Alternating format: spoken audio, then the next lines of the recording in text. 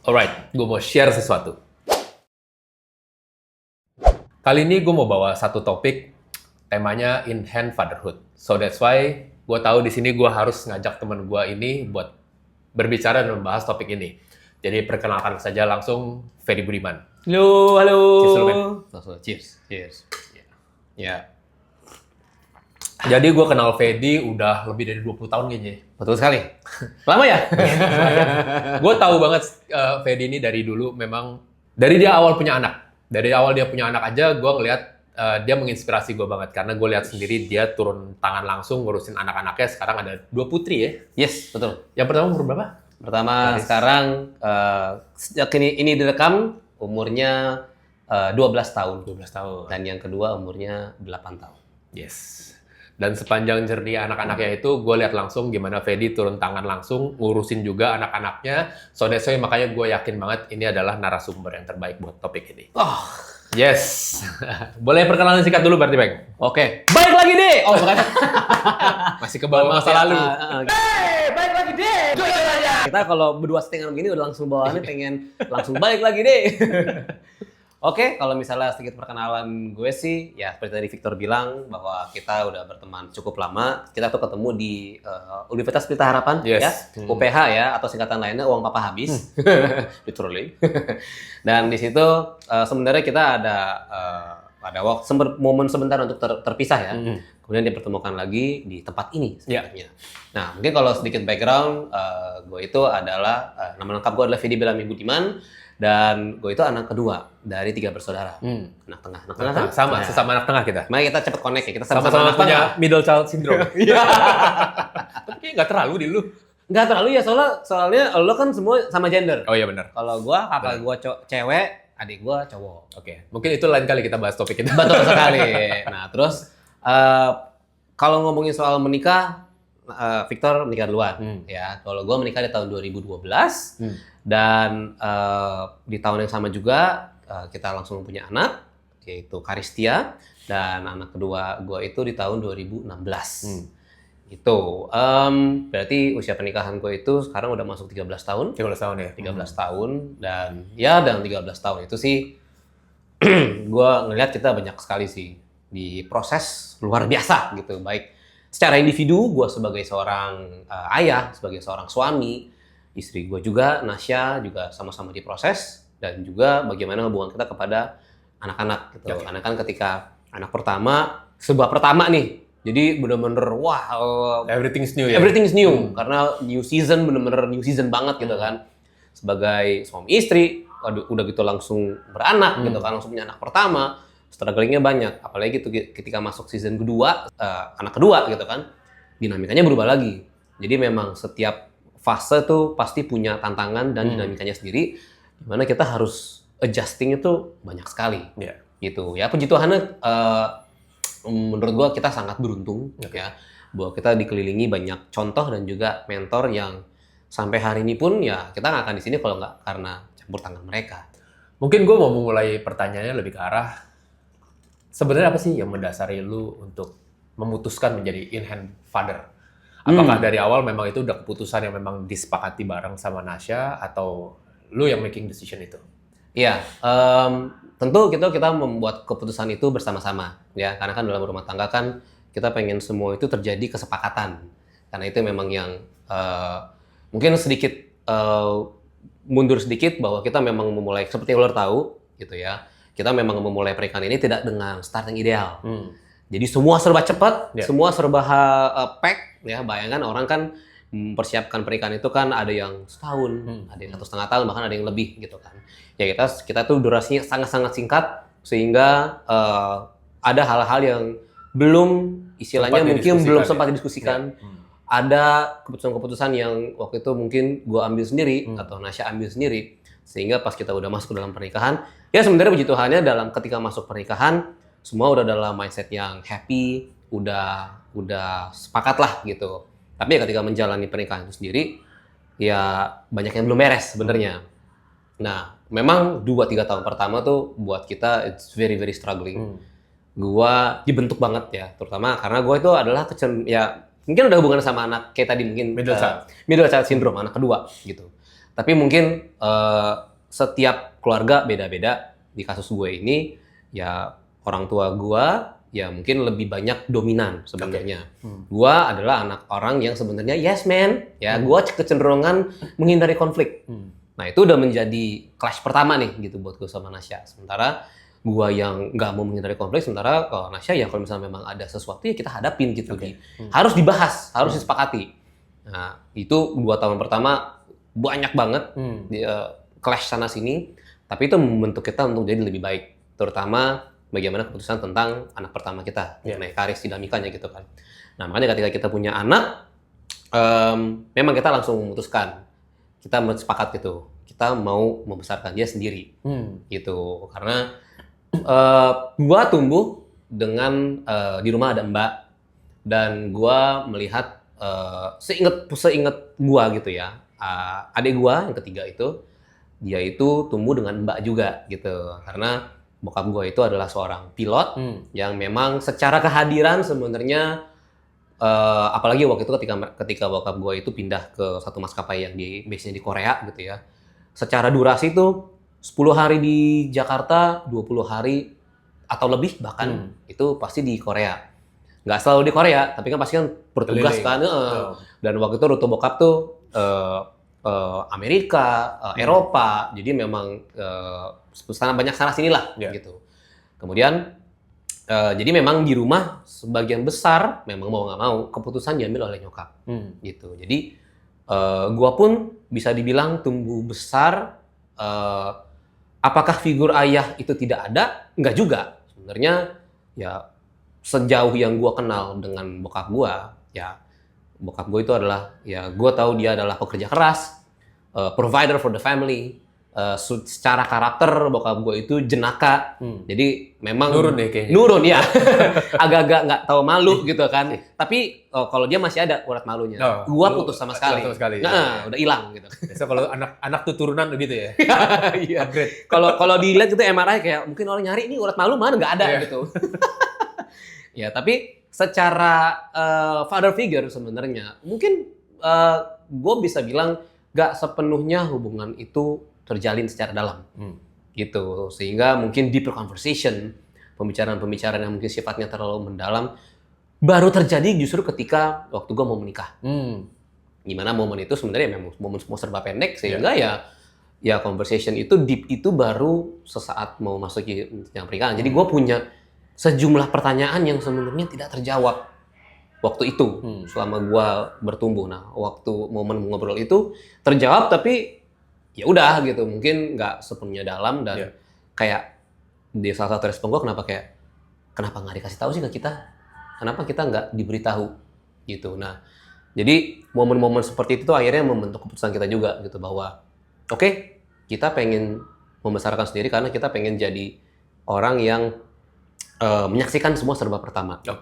Semua serba pertama, ya kayak misalnya ya bagaimana dia jalan, bagaimana dia mungkin memanggil papa, atau apa sih first word-nya gitu.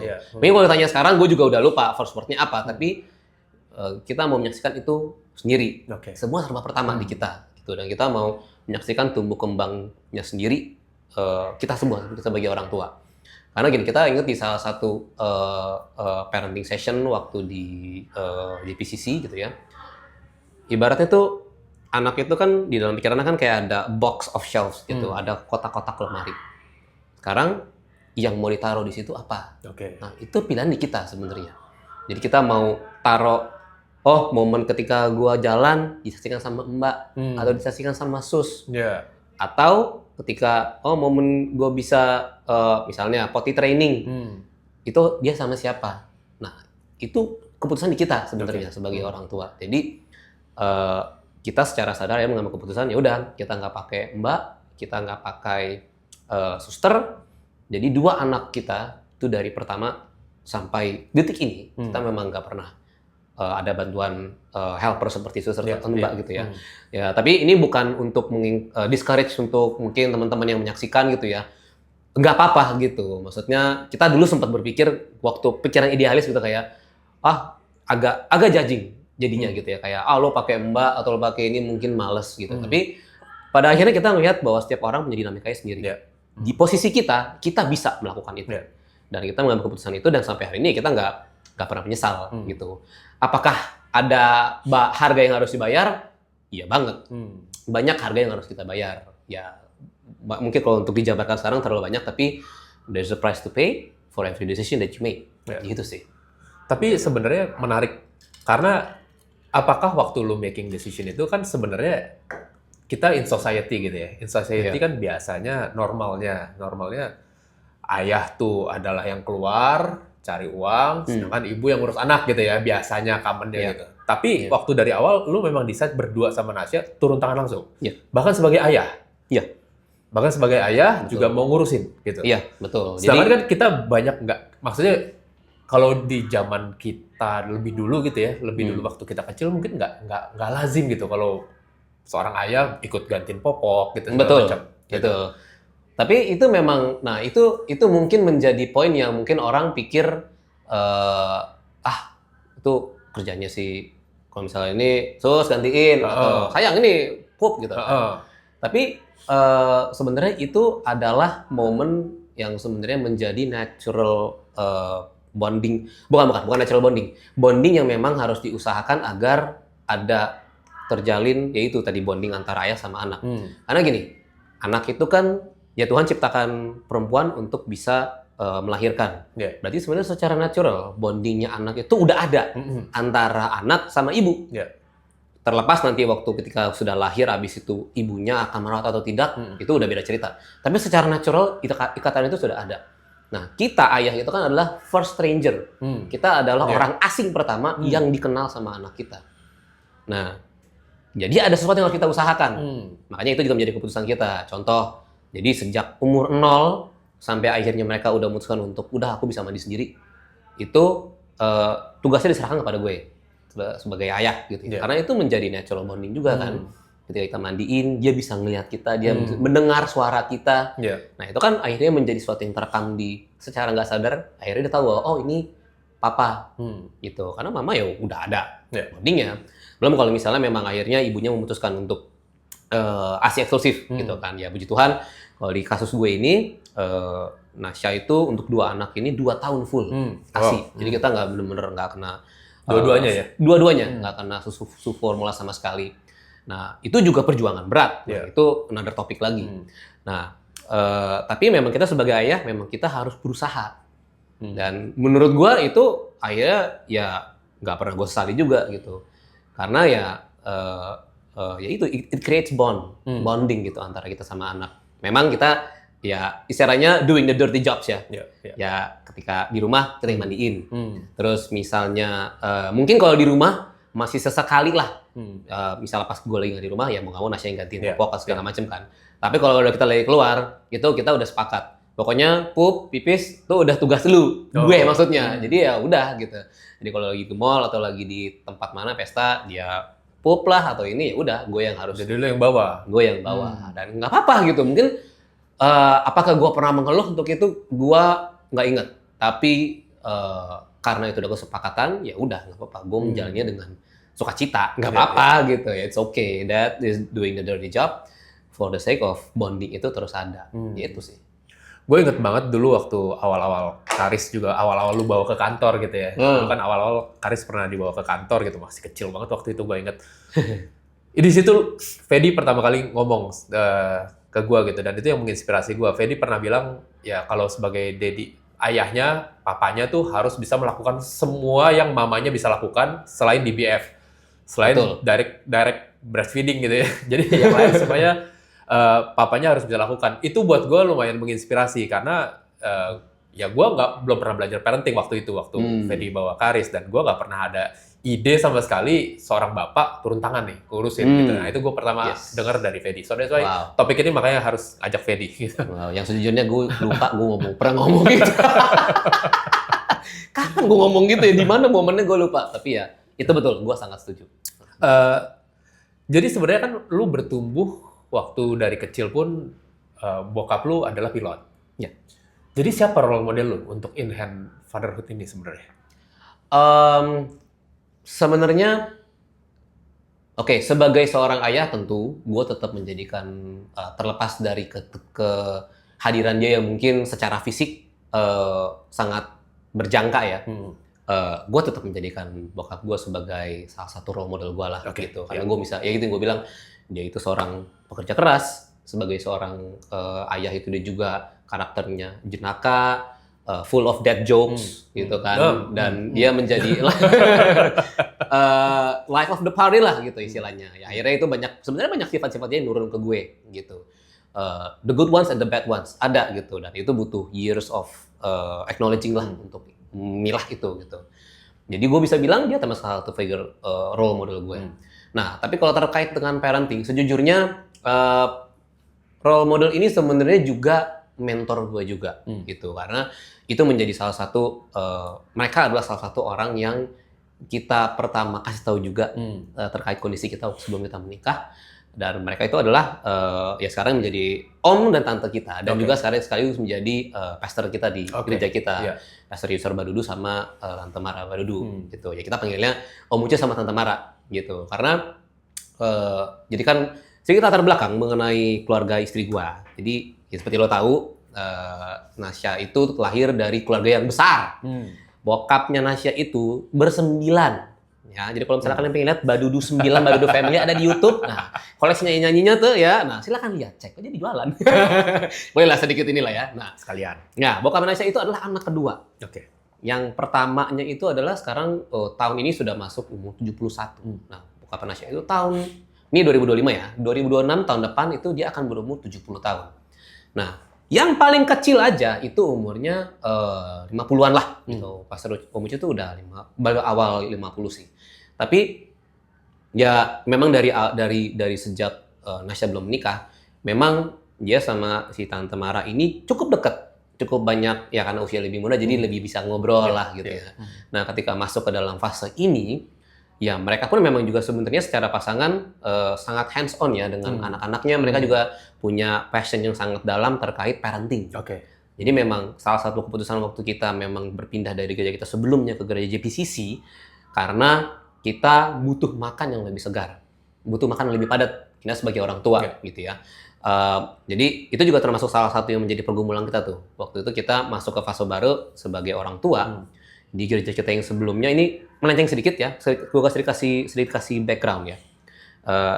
Kita sebagai orang tua itu perlu makanan yang lebih padat sebagai orang tua, ya kan, for new season kita nggak tahu bagaimana gitu. Karena kita memang waktu itu suka ngobrol sama mereka, we consider them as our mentor.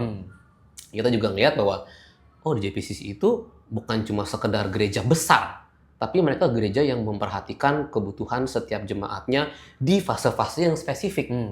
Spesifiknya mereka ya parenting gitu. Jadi kita kayaknya kita perlu pindah deh gitu. Meskipun ide itu pertama datangnya dari Nasya gitu. Dan setelah setahun bergumul, akhirnya kita mengambil keputusan itu, dan ya kita akhirnya banyak mengikuti kelas-kelas parenting dari mereka. Kita juga banyak ngobrol sama mereka gitu. Karena kan ya, karena hubungan keluarga ya we're just a phone away, hanya sejauh WhatsApp gitu kan, untuk kita ngobrol, kita minta ketemu. Ya, kita suka ngobrol sama mereka gitu, karena mereka kan udah menjalani fase-fase yang kita jalani. Dan ya mereka gue bisa bilang mereka menjadi mentor sekaligus role model kita gitu. Dan ya kita sangat terbantu gitu. Belum lagi kan dengan mereka pun sebagai pasangan juga memiliki latar belakang keluarga yang ternyata cukup pelik. Tapi yang membedakan adalah bagaimana mereka meresponi latar belakang mereka atau masa lalu mereka dengan apa yang mereka menjadi keputusan mereka di masa depan. Dan itu juga berpengaruh sama kita gitu. Yang ya kan, dulu juga tahu sebagai dua orang yang bersatu dalam pernikahan kan, kita datang dengan keluarga, we came with our own baggage gitu kan, dengan latar belakang kita sendiri. Ketika bersatu kan ya ginunya banyak banget gitu, adjustment-nya banyak, dan ya kita banyak kebantu sama mereka gitu. Dan ya perjalanan itu sampai sekarang pun, setiap fase-fase gitu pun ya kita masih juga suka ngobrol sama mereka, kita masih juga minta take time untuk ketemu, update, and then ya kita selalu dapat ilmu baru gitu. Jadi ya sebagai role model, sebagai mentor, mereka itu benar-benar hadir di setiap fase kehidupan kita. Dan aku rasa itu juga sama kayak kita sebagai parents ya, sebagai orang tua, kita dengan sengaja dan dengan sadar kita mau untuk terus hadir di setiap fase kehidupan anak-anak kita. Oke. Gitu. Tapi tambahan nih. Ya. Lu ngerasa nggak berarti ada perbedaan lu sebagai seorang ayah yang sebisa mungkin lu mengusahakan untuk hadir gitu ya. Hadir di setiap fase-fase musim anak-anak lu. Sedangkan lu bertumbuh, sorry to say ya, kita tahu kan pekerjaan pilot tadi lu mention gitu. Bokap lu kan nggak selalu hadir nih gitu dalam fase-fase itu, tapi dia tetap menjalankan peran sebagai ayah gitu kan. Lu merasakan nggak bedanya kalau dari lu lihat sejauh ini gitu, dari experience lu? Pasti berasa. Pasti merasakan sih gitu. Maksudnya kalau misalnya dari bangun tidur lah gitu kan. Dari bangun tidur kan anak-anak dulu gini, oke, sekarang kita kan jadi fase musimnya lagi udah berubah nih kan. Jadi setahun terakhir ini kita udah pindah ke rumah baru. Tapi waktu di rumah kita sebelumnya kita itu kan semua tidur satu kamar nih. Jadi kamar anak-anak, kamar tidur gue di sini, tempat tidur mereka yang tingkat di sebelah kita lah gitu. Jadi kalau gue nggak lagi sedang bekerja yang butuh bangun pagi, misalnya kayak gue mungkin perlu syuting atau misalnya gue harus nginep keluar kota gitu. Ketika mereka bangun, yang pertama mereka lihat adalah papa mamanya ada di situ. Dan itu mungkin kelihatannya sepele gitu ya, kayak oke gitu, terus bilangnya apa. Tapi kita percaya bahwa itu akan membekas di kepala mereka. Bahwa ketika mereka membuka mata, mereka lihat orang tua mereka ada. Nah, seperti itu kan mungkin ya, gue juga mungkin baru menyadari pas ada baru sadar juga sekarang nih pas lo ngomong. Bahwa mungkin gue juga dulu waktu bangun gitu kan kayak, oh papa nggak ada karena lagi terbang gitu kan. Gitu ya. Jadi ya apakah itu akhirnya menjadi sebuah pemikiran atau pandangan yang berdampak gitu buat gue sekarang ya? Pasti gitu. Karena dan gue yakin buat anak-anak gue juga pasti iya gitu. Karena mereka melihat orang tuanya ada, dan gue yakin itu pasti suatu saat ketika mereka udah besar, mereka itu terekam di memori mereka, itu terekam di ini apa istilahnya kalau di core memory, ya di core memory mereka bahwa mereka melihat bahwa orang tua mereka selalu ada, papanya ada, mamanya ada. Kalau enggak mereka emang lagi tugas atau lagi pergi, mereka pasti ada di situ. Most of the time ada. Iya, jadi ketika kan kamar mereka udah terpisah sekarang kan, udah kamar sendiri nih. Ketika gua buka, ini kalau sebagai sudut pandang anak ya, ketika gua buka pintu kamar orang tua gue, oh mereka ada. Kalaupun mereka misalnya udah nggak ada, mungkin di bawah, udah bangun. Jadi mereka turun, ada dua-duanya. Itu sih mungkin. Jadi umur berapa anak-anak mulai pisah kamar? Sejak pindah rumah baru? Sejak pindah rumah baru. Jadi mungkin kan itu kan tahun lalu ya. Jadi kalau misalnya memang karena sebelumnya mungkin karena kondisi, tapi sempat waktu itu sebenarnya ada masanya ketika pas lagi COVID tuh kamar sebelah lagi kosong. Karena waktu itu kan jadi waktu itu gue tinggal di rumah yang bareng-bareng nih kan, bareng sama mertua, terus ada adik ipar gue kan. Ada fasenya waktu itu pas lagi COVID itu adik ipar gue keluar karena dia masih kerjaan itu, jadi dia ngekos lah gitu. Jadi sempat tuh ada momennya pisah kamar. Jadi Karis sama Kirana itu kamar sebelah, kita berdua gitu. Itu tuh berarti tahun 2021 lah. 2020-2021. Berarti itu sekitar 5 tahun lalu, berarti waktu itu Karis umur 8, Kirana umur 3-an, 3 menjelang 4 gitu. Apakah itu ideal? Gue rasa dinamika keluarga beda-beda ya. Karena tergantung kondisi. Nah, tapi kalau sekarang karena udah masuk ke rumah baru, mereka udah separately. Ketika mau pisah kamar, yang galau gue, Pak. Kayak, oh pisah kamar nih. Iya. Ini beneran nih gitu. Malah gue yang lebih galau daripada Nasya. Karena kan biasanya gitu kan. Ini makanya itu suatu hal yang lo nggak sadari bahwa ternyata ketika momen itu berakhir, lo baru menyadari bahwa, oh ternyata selama ini itu sesuatu yang berharga ya. Iya, betul. Jadi sama kayak anaknya kan, ketika anaknya bangun ngelihat orang tuanya kan, sekarang kelihatannya biasa, tapi one day mereka akan inget kayak, wah gue mau ucap syukur ya bahwa gue bangun tuh bokap nyokap gue ada. Gitu. Sama kayak sekarang pas kita udah pisah kamar, dulu kan pas karena masih semua sekamar, bangun, oh ngeliat ada Karis Kirana. Atau kalau gue bangun mereka udah nggak ada, oh mungkin udah turun gitu kan. Tapi kan yang pertama gue lihat adalah selain istriku adalah mereka. Nah gitu pas mau pisah kamar, nih nggak mau tingkatnya di sini aja deh. Udah ada kamar, udah ntar aja, nggak mau sini aja gitu. Malah gue yang lebih galau. Gitu. Gue tuh sering kayak ketawain Fedi dalam hati gitu. Kayak waktu lagi nih orang anak mau lulus TK aja nangis, Hmm. cemen gitu ya. Tunggu tanggal mainnya. Tunggu Terus tanggal kemarin mainnya. itu belum lama, gue baru discuss sama Karin gitu ya. Kita mau making decision kan, mulai mau belajar nih, karena anak kita cewek, sedangkan kan selama ini dedinya ikut mandiin, ikut cebokin dan lain sebagainya, harus udah mulai kurangin gitu. Momen itu aja gue melo, men. Nah kan, I feel you bro. Gue bilang I feel kayaknya you. gue bakal sama nih jalannya. Tapi lu menjalankan peran sebagai seorang ayah yang turun tangan langsung gitu ya. Sejauh lu inget gitu, berarti udah 12 tahun nih lu menjalankan itu ya? 13 tahun. 13 tahun ya? 13 tahun. Apa ya tantangan-tantangannya yang lu inget? Banyak. Tantangannya banyak. Dan tantangannya itu berbeda setiap fase. Jadi kita mulai dari fase pertama, waktu newborn.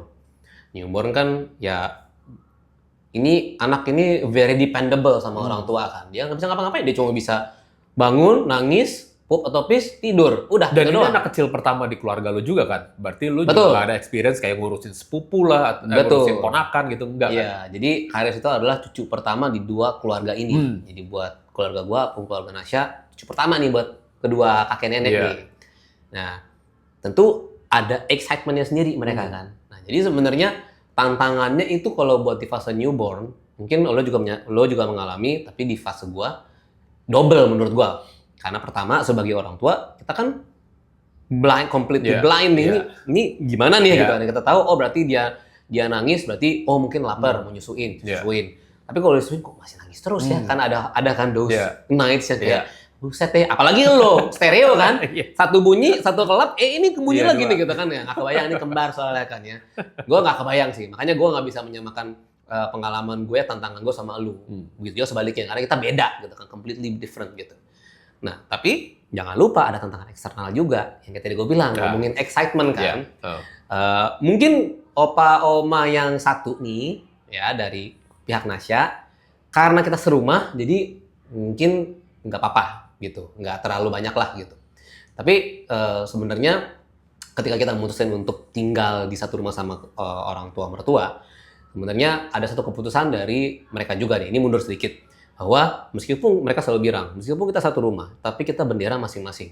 Oke. Urusan lo gitu. It's a good thing dong sebenarnya. Sebenarnya bagus gitu. Itu gue juga belajar juga dari mereka gitu, bahwa ya kita satu rumah tapi urusan kalian bukan berarti kita menolak untuk bantu. Betul, Kalau betul. misalnya memang Tapi kalian rumah perlu tangga bantu. udah masing-masing. Iya, jadi keputusan-keputusan mereka nggak akan ikut campur. Mau nitip aja kita harus nanya gitu. Tapi memang nggak apa-apa. Iya. Memang ya kita harus menghargai mereka sebagai orang yang satu rumah dan punya kehidupan sendiri gitu. Di sisi lain, kakek nenek satu lagi nih ya, excited gitu punya cucu baru, ingin sesering mungkin ngeliat cucunya. Iya. Itu menjadi clash pertama buat gue sama Nasya, bahwa yang tadi gue bilang berkaitan dengan gue sebagai yes man, gue nggak enak untuk menolak Iya, permintaan bokap nyokap gue gitu. Tapi di sisi bersamaan gue jadi mengorbankan Nasya sebagai new mom, Nah, anak gue Karis sebagai ya kan capek juga dong kalau misalnya gue mesti pindah-pindah gitu kan. Jadi ya itu udah jadi tantangan pertama tuh. Dan jadi tantangan pertama di fase pertama itu adalah bagaimana kita membangun pagar. ya. Jadi ibarat kita lagi, ya kan kita kan saat ini satu rumah, dan kita pindah rumah. Nah ini kan ada pekarangan nih. Nah kita bangun pagar supaya orang tua kita dua-duanya bisa melihat pagar itu dengan jelas dan mereka menghargai pagar Iya. itu. Nah di 2 tahun pertama pagarnya dilompatin terus, kayak nggak ada pagar aja gitu istilahnya ya. Tapi itu butuh konsistensi. Iya. Jadi makanya itu jadi tantangannya newborn-nya kita ngurusin anak, tapi di saat yang bersamaan Di luar pun kita, ada tantangan. iya, eksternal di luar itu kita bangun pagar itu dan kita terusin kasih ibaratnya, jangan lupa ada pagar. Jangan lupa ada pagar. Nah, itu butuh lama banget. Tapi ya nggak apa-apa, pada akhirnya mereka akan melihat sendiri bahwa oh kita adalah keluarga yang punya prinsip. Iya. Kita punya nggak bisa kita selalu mengikuti kemauan mereka. Gitu. Jadi mereka harus bisa menghargai dan itu it takes time.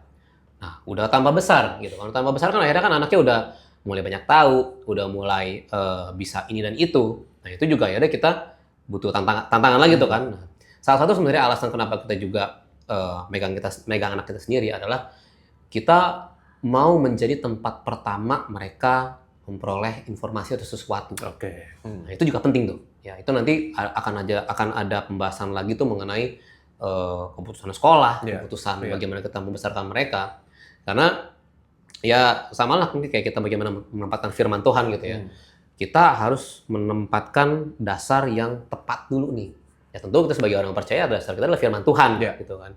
Nah, jadi itu yang harus kita taruh. Dan kalau misalnya mereka ada apa-apa, mereka punya informasi atau pertanyaan sesuatu, ya make sure kita yang bisa jawab. Kalaupun kita nggak bisa jawab, kita komunikasikan gitu ya. Kita cari dulu, tahu dulu jawabannya, and then we will give you the answer. Nah itu juga kesepakatan juga tuh. Jadi jangan yang satu tanya mama gitu, tanya papa gitu, nggak gitu. Harus ada kesepakatan di antara itu. Jadi fase-fasenya tuh beda-beda gitu. Kayak sekarang mungkin ya, fasenya udah anak gue itu udah preteen. Gue mau 13 tahun. I'll be there. You'll be there ya. Sekarang gue ketawain dulu aja. Yang satu udah mau preteen nih. Yang satu adiknya udah ya karena kakaknya juga udah mulai preteen kan, jadi pasti sedikit banyak terpapar juga nih sama apa yang kan nontonnya juga bareng, bareng. Nah itu juga menjadi momen di mana banyak hal justru kita bisa tempatkan kepada mereka. Jadi dasarnya itu tadi, karena kita mau menempatkan hal-hal yang penting, hal yang benar. Karena di dunia ini kan seperti kita tahu, ya tantangan orang tua bukan lagi cuma pekerjaan, bukan lagi cuma sekedar bagaimana gue bisa menghidupi anak gue, menyekolahkan mereka. Tapi all the information yang bisa dapat sekejap mungkin sekarang. Dan sekarang semua yang benar bisa dibilang salah, dan semua yang salah bisa dibilang benar. Dan itu kita harus, bukan kita jadi menempatkan mereka dalam sebuah bubble dan mereka nggak boleh ini itu nggak boleh gitu. Kadang-kadang ya ini juga butuh hikmat ya sebagai orang tua, gimana kita bisa menempatkan mereka memberikan aturan atau memberikan batasan-batasan, tapi bukan menempatkan mereka jadi kayak terkungkung. Jadi kayak di dalam bubble dan mereka nggak bisa kayak ketika mereka keluar jadi kayak orang aneh. Nggak gitu juga. Nah, itu juga challenge tuh. Nggak mungkin juga ya sebenarnya. Iya, nggak mungkin juga karena suatu saat mereka juga akan keluar gitu kan. Makanya dari awal, dari sedini mungkin di sini mungkin ada teman-teman yang kayak ngerasa atau mungkin udah enggak ya, gua harap udah enggak gitu. Kan dulu kan ada tuh stigma-stigma yang ya anaknya masih kecil, anaknya nggak tahu apa-apa. Itu buat gue itu salah banget. Karena sejak kecil, sejak mereka pun belum bisa bereaksi atau mereka belum bisa merespon kata-kata kita dengan kata atau dengan kalimat, kita perkatakan terus. Karena itu menjadi sesuatu yang masuk ke dalam kuping mereka dan masuk ke dalam jiwa mereka, dalam hati mereka. Makanya kita harus perkatakan sesuatu yang sifatnya kebenaran, sifatnya membangun iman dan jiwa mereka. Gitu. Nah, sehingga kalau kayak sekarang ini, misalnya gitu ya, kita udah berusaha nih untuk menempatkan selalu aja gitu, menempatkan sesuatu yang benar, atau kita udah berusaha menjadi tempat pertama nih untuk mereka cari informasi, bisa aja kecolongan, gitu kan. Nah, nggak apa-apa gitu. Itu menjadi momen di mana kita justru bisa ambil kesempatan itu untuk akhirnya membenarkan, atau misalnya oke, nggak apa-apa gitu, tapi kita kembalikan lagi semuanya ke firman Tuhan. Makanya jadi selalu memang kita harus menempatkan dasarnya kepada firman Tuhan dulu, supaya ketika ada hal-hal yang bertentangan dengan firman, kita bisa counter gitu, atau kita bisa, nggak apa-apa kita bisa buka. Ini menurut dunia bilang begini, tapi yang firman Tuhan bilang apa? Udah, mereka bisa ngelihat, oh iya benar ya gitu. Jadi mereka punya dasar yang jelas, dasar yang kuat, mereka bisa differentiate dari apa kata dunia sama apa kata firman. Gitu. Makanya kalau misalnya lo ngomong tantangannya apa? Ya tantangannya selalu banyak. Ya anak pertama, tiba-tiba anak kedua, dinamikanya kita gimana dalam mengurus anak, dalam yang satu udah mulai gede, satu mungkin waktu itu masih butuh perhatian yang sangat. Ya selalu berbeda tantangannya di setiap fase. Kuncinya adalah ya kita sebagai orang tua siap adaptasi, siap untuk mau terus belajar. Kuncinya gue rasa itu sih, kita harus terus selalu mau belajar. Itu sih. Kalau dari lu berarti ada nggak sih diskusi sama Nasya tuh pembagian tanggung jawabnya ini? Kalau ini kayak tadi kan waktu kecil kan ada ya. Kalau misalnya kayak keluar, mostly doing the dirty things adalah bagian papanya nih gitu ya. Tapi sebenarnya kalau kayak di rumah tuh ada nggak lu pembagian yang lebih clear gitu, misalnya bagian disiplin tuh papanya, bagian ini mamanya gitu, ada nggak waktu menjalankan tugas? That's very good question. Ngomongin soal disiplin itu sesuatu hal yang mungkin setiap orang tua antara ada yang merasa itu perlu atau enggak gitu. Contoh lah gitu ya, maksudnya mungkin gua adalah termasuk orang yang sebenarnya sangat tidak setuju dengan orang yang mengatakan anak itu jangan dibilang jangan, anak itu nggak boleh dibilang tidak. Ya. Menurut gua, karena kembali lagi kepada apa sih yang menjadi prinsip lo, apa yang menjadi dasar dari prinsip yang lo pegang. Ya firman Tuhan aja kan bilang jangan. Ya. Dia kan bilangnya nggak bilang mungkin. Iya. Jelas. Lebih baik begini. Lebih baik nggak? Jangan gitu. Iya. Alkitab bilang jangan lakukan ini, jangan. Jadi jelas. Kenapa kita harus mengubah prinsip itu kepada anak kita supaya mereka nggak dengan alasan menurut gua ya menurut gua kayak karena nggak masuk di kotak gue ya. Kan anak tuh jangan bilang jangan supaya dia tuh nggak jadi terhalang pertumbuhannya nggak. Justru kita memberikan mereka batasan yang jelas supaya mereka tahu mana yang tidak, mana yang boleh, mana yang tidak boleh. Itu udah penting banget. Kalau itu disamarin, nanti merembetnya ke yang lain menjadi samar-samar juga gitu. Oh berarti ini nggak berarti. Nah, akhirnya akan menjadi cara untuk bisa membenarkan apa yang sebenarnya tidak boleh. Jadi bias ya. Jadi bias, bener gitu. Nah itu juga menjadi satu hal yang akhirnya menjadi prinsip kita juga gitu, bahwa ya tidak ya boleh gitu. Nah ngomongin soal disiplin, memang ada yang namanya dulu tuh kan ada ngomongnya kan ada conflict time sama satu lagi pokoknya non-conflict time. Nah, kalau misalnya memang konflik itu terjadi sama siapa? Misalnya saat itu sedang terjadi sama papanya. Ya berarti yang ngadil papanya. Kalau terjadi sama mamanya, ya ngadil mamanya. Langsung berarti. Harus begitu. Jadi gini, mungkin kita suka mendengarkan istilah good cop, bad cop. Iya. Dan itu gue menemui di beberapa teman gue ada yang begitu. Mungkin dulu ngerasanya lucu ya gitu, atau oh berarti gue akan selalu menjadi figur yang the chill dad, the good dad karena gue good cop-nya. Tapi sebenarnya itu akhirnya menciptakan kebingungan. Buat gue itu akan menjadi menciptakan kebingungan atau akhirnya menciptakan celah. Karena gini, kita sebagai orang tua, ini yang dari dulu awal kita selalu diajarin bahwa orang tua harus sepakat. Itu yang pertama dulu basicnya. Sepakatnya dalam hal apa? Dalam hal apapun, termasuk dalam hal disiplin. Kalau misalnya orang tuanya mungkin nggak yakin, salah satu ya, bisa bilang informasinya kepada mereka bahwa oke, kita diskusikan dulu ya. Karena misalnya mungkin saat itu gue lagi ragu, oke, papa agak ragu nih, papa diskusin dulu ya. Nanti kita akan kasih jawabannya segera. Misalnya itu kalau itu lu udah komunikasikan ke anak-anak tuh? Udah ngomong. Kondisi lu bimbang pun lu komunikasikan? Iya, anak-anak ngomong. Jadi kita nggak gini, kita juga sebagai orang tua nggak memperlihatkan bahwa kita adalah orang tua yang tahu segalanya. Kita itu selalu tangguh, enggak gitu ya. Kita juga orang gitu, kita juga selalu bilang sama dia kan, setiap orang bisa bikin salah, termasuk papa, termasuk mama, kita bisa bikin salah. Jadi kita nggak ragu untuk kita bagikan pada mereka bahwa kita lagi bimbang, kita lagi rapuh, kita salah. Ya kita manusia kok gitu kan, kita mau kasih contoh apa ke mereka gitu. Kalau kita selalu terlihat tangguh, selalu terlihat nggak pernah salah, itu yang akan mereka bawa juga kan gitu. Nah terkait disiplin, ya itu yang kita ini juga ngomongin disiplin. Misalnya waktu itu sedang terjadi sama gue, konflik terjadi sama gue, ya gue yang harus ngedeal. Dan Nasya nggak boleh interupsi. Begitu juga sebaliknya. Kecuali mungkin misalnya memang things get out of hand, kayak waktu itu secara jujur gue tuh pernah akhirnya gue nggak bisa disiplin tapi emosinya udah terlalu menguasai gue. Akhirnya udah nggak jadi sehat dan itu akhirnya jadi bisa bikin menebar benih trauma. Dan itu terjadi waktu itu. Makanya waktu itu terpaksa Nasya harus interupsi karena gue udah nggak sehat gitu. Gue udah nggak, pikiran gue udah kalut banget gitu. Makanya ketika itu selesai, akhirnya gue secara sadar pun gue datang ke anak gue dan gue minta maaf gitu bahwa ya itu again maksudnya kita sebagai orang tua juga manusia dan kita bisa bikin salah. Kadang kita bisa jernih banget mikirnya, tapi kadang kita bisa kalut aja pikiran karena kan ya banyak faktor eksternal. Kerjaan mungkin lagi ngaco, mungkin lagi ada deadline, mungkin waktu itu kita pulang lagi kejemur ke matahari, bisa aja gitu kan. Jadi panas. Atau misalnya sesimpel, aduh komputer gua nge-hang lagi misalnya, lagi ngerjain ini belum nge-save misalnya kan.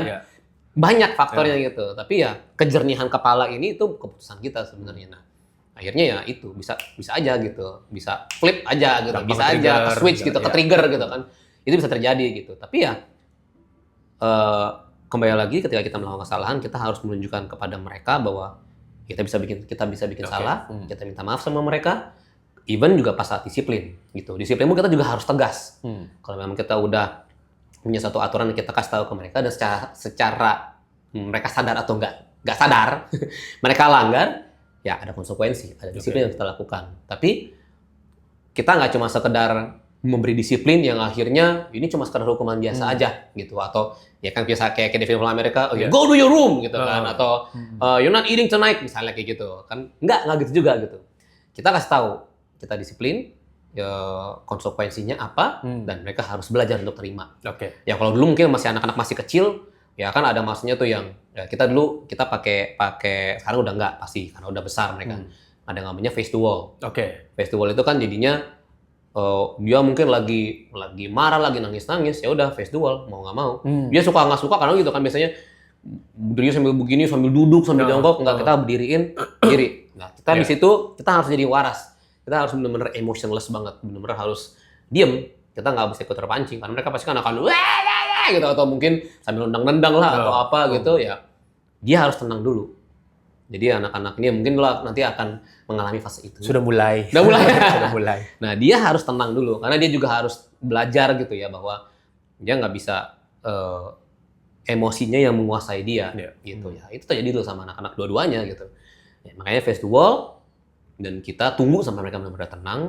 Karena ya kalau mereka lagi marah gitu, kita ngomong juga nggak akan masuk, mental semua. Dia udah tenang, kita juga sama-sama tenang. Disiplinnya lanjut. Di situ disiplinnya masuk. Dan di situ momen kita untuk kita ngomong, kita kasih tahu kenapa disiplinnya, kesalahannya apa, kita tanya, dia sebutkan, dia tahu gitu kan.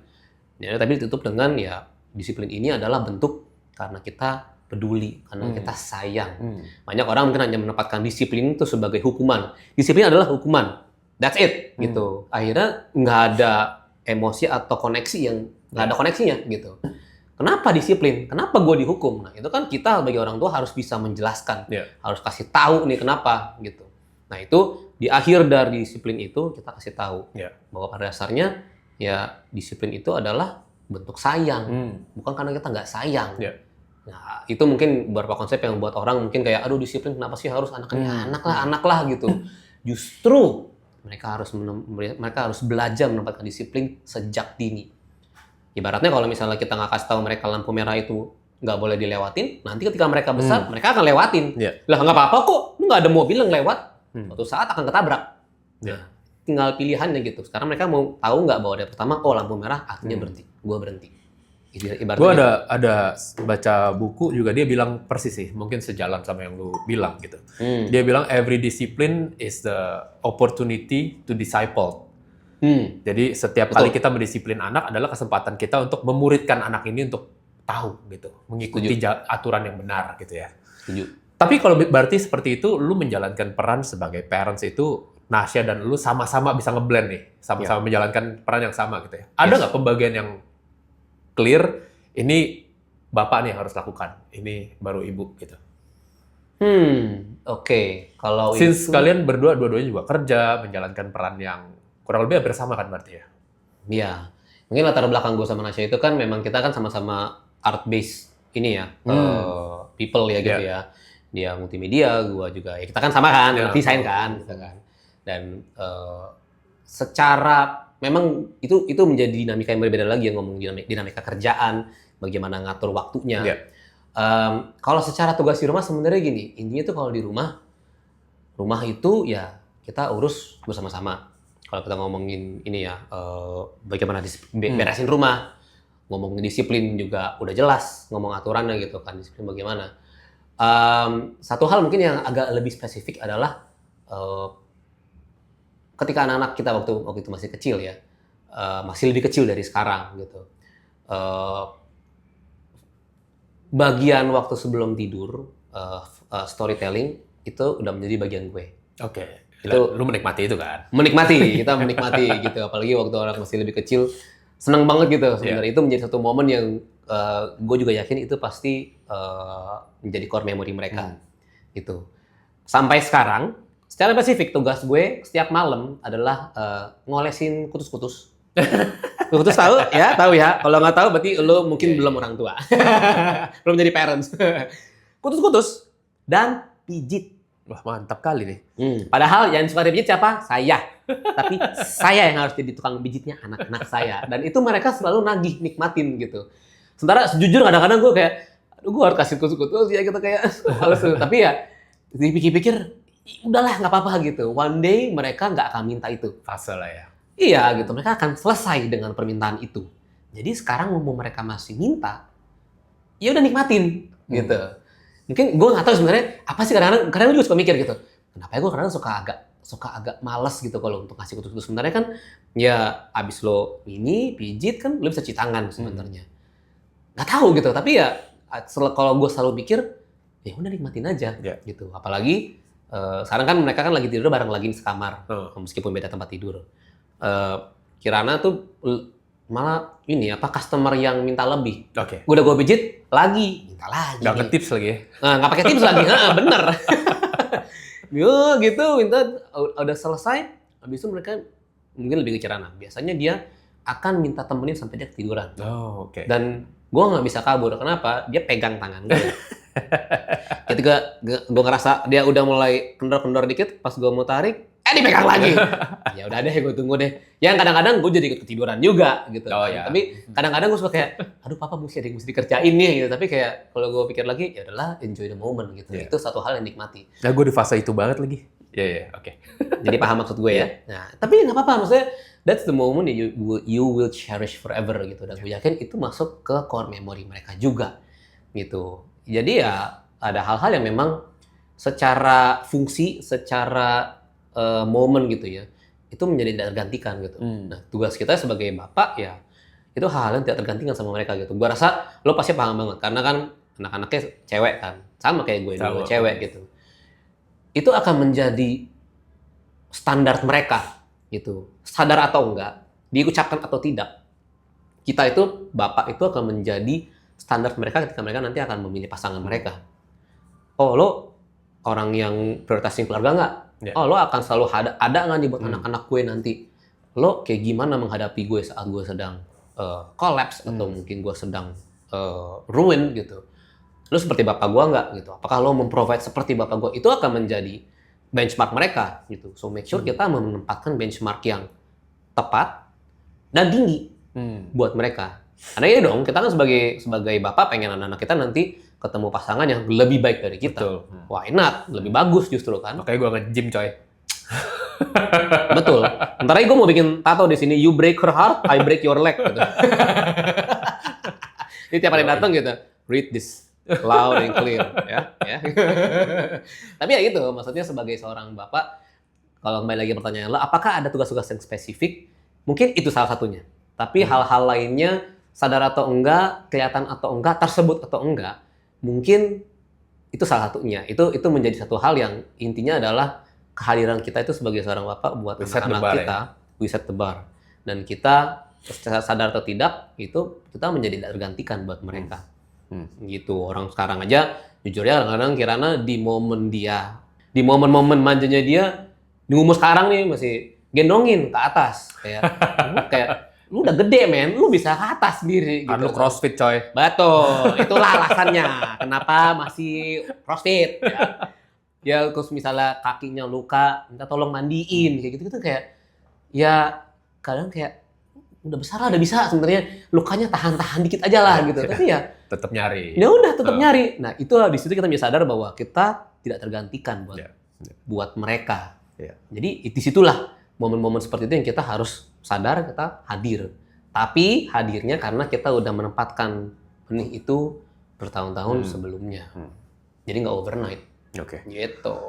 Boleh di-share nggak, Peng? Kayak rutinitas keseharian lu waktu anak 1 sama anak 2 nih. Pasti kan sebagai in-hand father, challenge-nya beda kan gitu.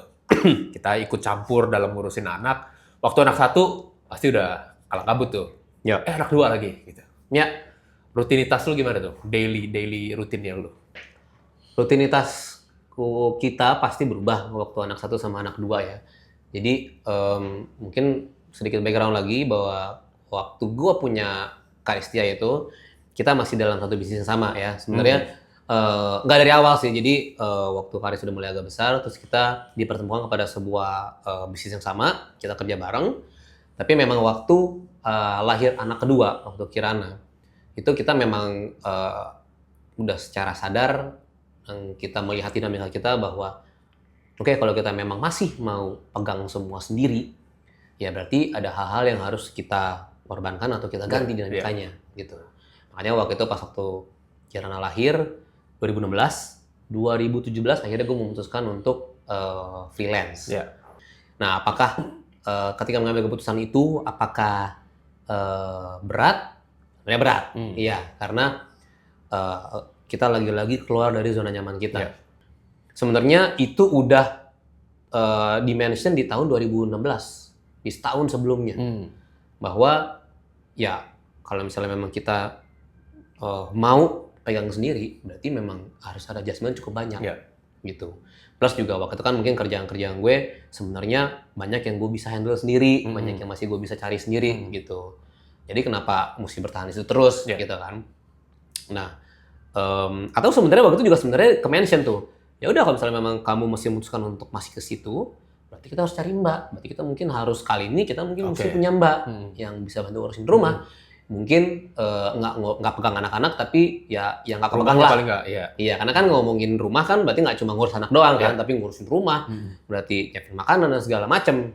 Ya udah, akhirnya kita ambil keputusan yang pertama bahwa kita mau pegang sendiri. Adjustmentnya justru di kerjaan. Adjustment di kerjaan. Akhirnya udah adjustment dinamikanya. Ya itu masuk salah satu bayar harga ya menurut gue ya gitu, bahwa kita mengambil keputusan yang sebenarnya di luar dari kenyamanan kita.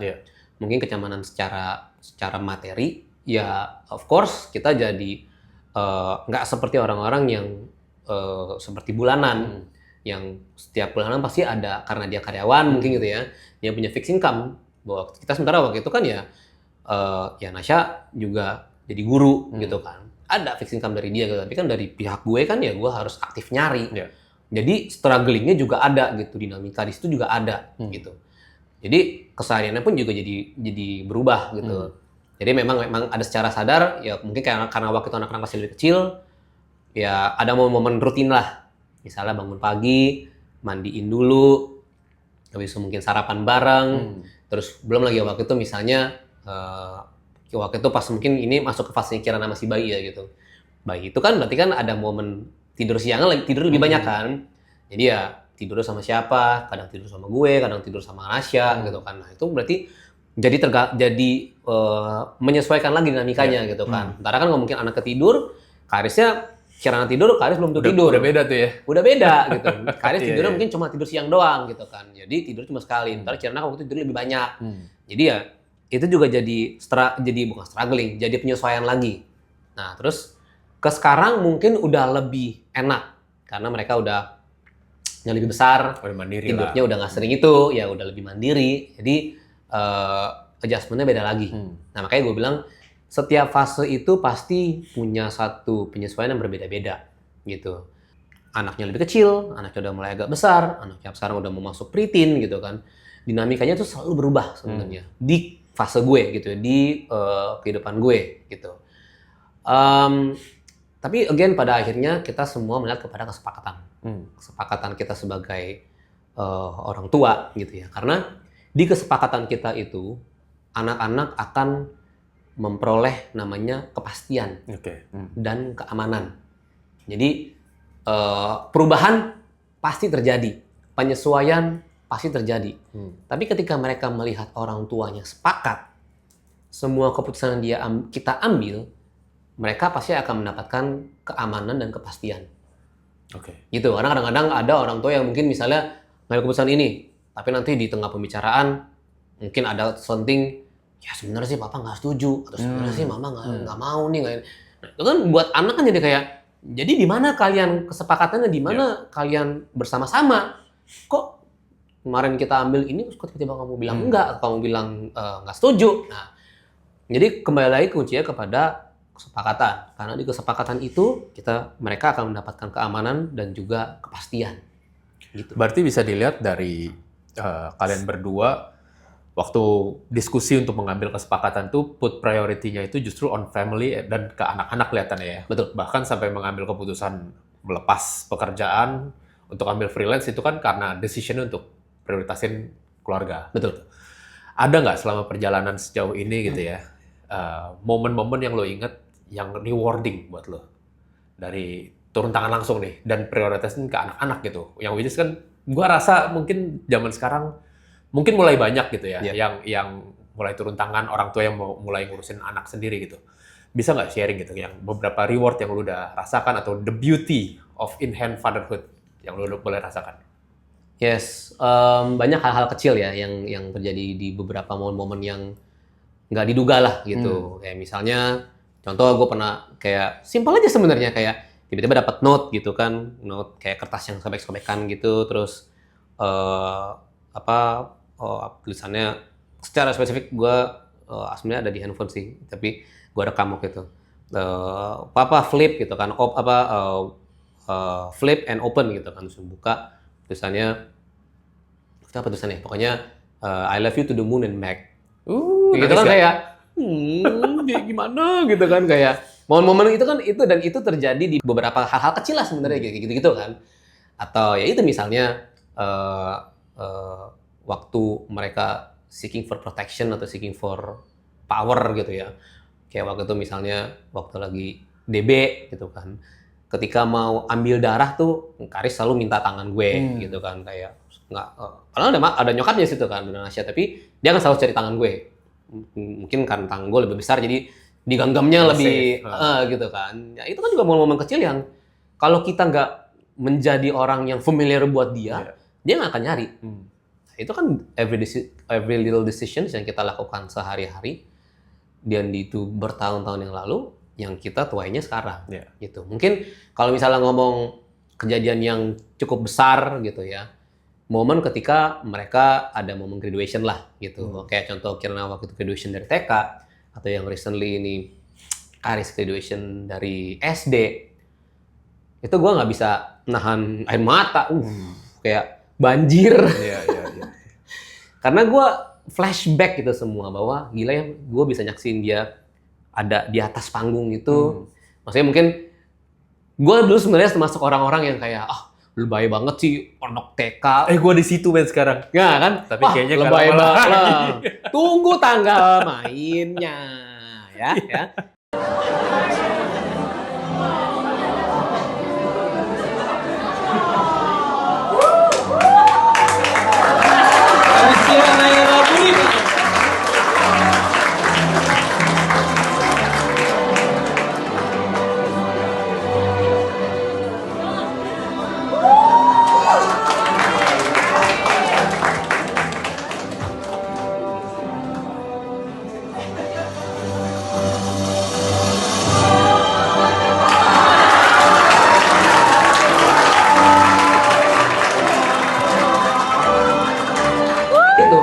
Ketika setiap keputusan yang kita ambil, yang kita secara sadar mau ada bersama dengan mereka, ketika di situ, memorinya semua muter-muter kayak, untuk gua tuh berkeputusan untuk memutuskan untuk hadir di setiap momen mereka. Jadi ini kayak kelulusan mereka tuh jadi kayak kelulusan kita. Gitu. Berarti segala decision, perjuangan, harga yang lu bayar tadi dengan segala konsekuensinya terbayar tuh ya di momen-momen seperti itu ya. Iya, karena pada akhirnya sebenarnya apapun keputusan yang kita ambil pasti ada harga yang dibayar. Betul. Lo memutuskan, gue mungkin nggak bisa memukul rata semua teman-teman di sini dengan latar belakang masing-masing, dengan latar belakang pekerjaan masing-masing. Pasti kalian dengan dinamika kalian, dengan keputusan-keputusan kalian punya harga yang harus dibayar. Orang tuanya dulu aja misalnya bekerja, lo dengan pasangan lo masih bekerja, sehingga mungkin harga yang harus dibayar adalah kesempatan ketemu sama mereka jadi sedikit. Gak apa-apa gitu. Dulu mungkin kita ngeliatnya kayak kasihannya gitu, kayak gimana sih, malas gitu. Pada akhirnya ya udah gitu. Mungkin dinamika mereka di situ. Tapi satu hal yang mungkin kita mesti sama-sama sepakati adalah bagaimana orang tuanya itu pertama sepakat dalam apapun keputusan yang mereka ambil. mereka harus sepakat gitu. Karena sekali lagi yang tadi gue ulang, di kesepakatan orang tua itu ada keamanan dan kepastian yang anak-anak kita dapetin. Ketika orang tua nggak sepakat, itu akan menciptakan kebingungan di antara mereka. Nah ini gue juga dapat dari ya mentor gue juga gitu, dari Om Uci sama Tante Mara dan semua orang yang kita lihat di sekitar kita gitu. Ketika mereka nggak sepakat, anaknya jadi bingung. Mana yang gue bisa pegang nih gitu. Apalagi kita sebagai bapak gitu ya, kita itu sebenarnya kan kita selalu ngomong sama anak-anak kita kan, our Jesus is our father gitu kan, Bapak kita di surga. Bapak di surga berarti kan bapaknya nggak kelihatan. Nah kita tuh sebenarnya adalah representatif dari Bapak di surga yang kelihatan. Bagaimana mereka mau mengasihi bapaknya di surga kalau bapaknya yang di bumi yang kelihatan aja susah untuk gua sayangi, susah untuk gua teladani, untuk gue jadikan pegangan, untuk gue jadi role model. Susah men gitu. Memang nggak semua orang begitu, tapi ya kita adalah contoh pertama buat mereka gitu. Bagaimana mereka nanti akan ya mengambil keputusan untuk menerima Bapa di surga Yesus sebagai juru selamat pribadi mereka. Kita adalah contoh mereka pertama gitu. Jadi gue menekankan sekali lagi sih gitu bahwa ya kesepakatan itu harus terjadi antara kedua orang tua. Nah, prinsipnya apa? Itu kembali ke masing-masing. Di sini kita berdua ya sebagai orang-orang yang anak-anak yang mengenal firman Tuhan, ya basic prinsip kita rumah tangga kita fondasinya ya udah pasti ya firman Tuhan. Tuhan Yesus sebagai contoh kita, our role model yang paling ultimate lah gitu. Ya. Jadi apapun keputusan yang kita ambil, kita udah pasti menyertakan Tuhan di tengah-tengah kita. Supaya mereka juga tahu gitu bahwa perjalanan hidup kita ini yang nanti mereka lihat, mereka kan juga bagian dari perjalanan kita kan. Kita memang orang-orang yang berbeda gitu, tapi perjalanan ini kita sebagai satu keluarga, kita kan satu unit. Mereka juga bagian dari cerita itu, dan kita yang harus kasih lihat kepada mereka bahwa, hey, ini kita nih nggak jalan ngawang-ngawang loh, kita nggak jalan dengan kekuatan kita sendiri. Semua yang jadi dalam hidup kita itu adalah ada fondasinya dan Tuhan yang menyertai kita di sini. Itu kita selalu komunikasiin ke mereka. Kayak punya rumah, nggak pernah dalam kehidupan kita tuh kita berpikir akan punya rumah sendiri. Nah itu juga kita kasih tahu pada mereka bahwa dalam perjalanan rumah ini kalian itu juga punya cerita, kalian itu punya andil dalam punya rumah ini. So kita mau terima kasih sama kalian dan paling terutama kita harus mengucap syukur bahwa rumah ini adalah bentuk bahwa ya Tuhan yang menyertai dalam perjalanan ini dan never in our wildest dream kita punya rumah sendiri. Gitu. Ini contoh ini baru satu contoh kecil gitu ya. Banyak banget sebenarnya dalam kehidupan kita yang momen-momen yang ya kalau nggak Tuhan ya siapa lagi gitu ya Tuhan tuh di mana-mana lah perjalanannya di perjalanan kita gitu. Jadi lu menceritakan all the struggles yang lu alamin dan menyertakan Tuhan menanamkan itu ke anak-anak dari kecil berarti mereka. Iya. Termasuk dalam berkat-berkat yang lu juga terima di-share tuh. Dari anak umur berapa berarti? Nah, jadi memang betul kayak tadi gue bilang bahwa kita selalu menunjukkan kepada mereka kita adalah pribadi yang we can be strong but we can be vulnerable at times gitu kan dalam hal tertentu. Tapi tentu kan anak kan bertumbuh besar ya. Memang di fase-fase mereka itu pengertiannya kan memang berbeda-beda. Ya, jadi sesuai dengan umur mereka, sesuai dengan pengertian mereka. Ya, cara kita untuk menceritakannya itu tentu dengan caranya mereka lah, pengertiannya mereka gitu.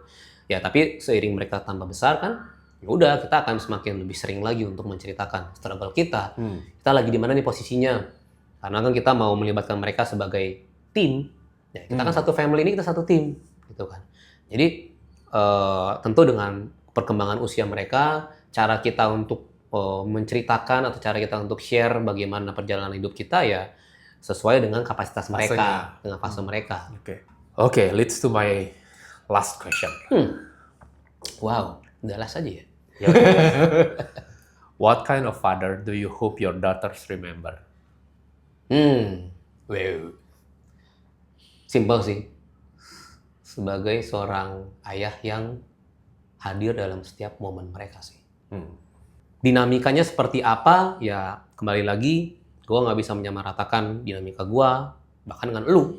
dengan adik gue yang juga cowok, dengan teman-teman gue lain yang juga cowok, karena mereka they have their own struggle, they have their own priorities, dinamikanya seperti apa. Tapi pada akhirnya adalah keputusan kita untuk mau secara sadar, mau berapa banyak kita investasikan ke mereka secara kehadiran.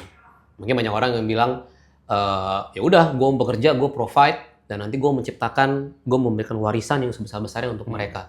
Apakah itu salah? Menurut gue, enggak.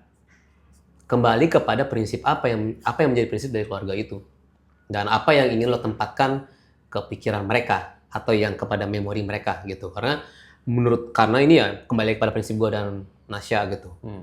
Warisan yang mau kita kasih kepada mereka ya sifatnya bukan materi, tapi kehadiran kita. Core memori mereka diisi dengan apa? Apakah core memori mereka mau diisi dengan, oh gue besar dengan kenyamanan, dengan gue bisa jalan-jalan ke sana dan ke sini, apa yang gue minta A, B, C dikasih semua. Mungkin ada yang lebih seperti itu, tapi itu tidak menjadi keinginan keluarga kita. Kita ingin mengingatkan mereka sebuah warisan bahwa sebuah keluarga itu seperti ini. Sebuah keluarga itu adalah ayah dan ibu yang sepakat dengan landasannya firman Tuhan, dan secara sengaja mereka hadir di kehidupan gua. Karena ya keluarga itu sebenarnya menjadi fondasi dari sebuah masyarakat, yang itu akan menjadi fondasi sebenarnya sebuah negara yang sehat gitu. Jadi ya kalau buat gua sama Nasya ya kita pengen sebanyak mungkin hadir buat mereka. Dan gue pun sendiri sebagai seorang ayah ingin memberikan warisan kepada mereka. Ketika ayah gue hidup, gue melihat ayah gue selalu hadir dengan keterbatasan dia, dengan kekurangan dia. Tapi in my lowest moment, in my highest moment, apa di situ, bukan di tempat lain. Wow, Luar biasa. Any final message buat para calon ayah? Pikir-pikir ya. Sebelum kejerumus. Lu yakin mau repot karena masuk menjadi seorang ayah gitu ya. Lu pasti akan repot. Mari kita dengan senang hati mau jadi repot. Karena di dalam kerepotan itu ada kehidupan. Percaya sama gua. Itu iya banget gitu. Ada dinamika, ada clash yang terjadi, ada pertumbuhan. Tapi ya that's life gitu ya. Itulah rumah tangga, itulah keluarga. Besi menajamkan besi gitu kan. Dan ya benih yang ditaruh di tanah yang subur, disiram dengan air yang tepat, dengan firman Tuhan, pasti akan bertumbuh. Dan tempatkan selalu Tuhan di tengah-tengah keluarga kalian. Gitu sih. Ya, pada intinya journey untuk menjadi orang tua tidak mudah, tapi tidak mudah bagi orang tua yang baik. Betul. Orang tua yang mau berjuang ya, mau repot. Alright, thank you for your time, Peng. Cheers dulu lagi. Cheers ya. Cheers. Terima kasih Vlogia. Alright, have a good day. Bye-bye.